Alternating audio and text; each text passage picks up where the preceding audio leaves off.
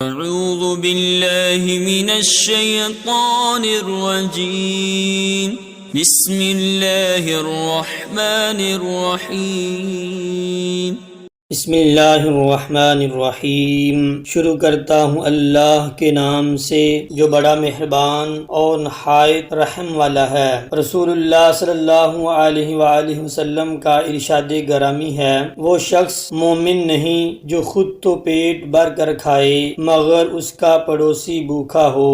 سیدنا ابو امامہ رضی اللہ تعالی عنہ سے مروی ہے کہ رسول اللہ صلی اللہ علیہ وآلہ وسلم نے فرمایا، جس شخص نے ہر فرض نماز کے بعد آیت الکرسی پڑھی اسے جنت میں داخل ہونے سے صرف موت نے روک رکھا ہے، یعنی وہ مرتے ہی جنت میں داخل ہو جائے گا۔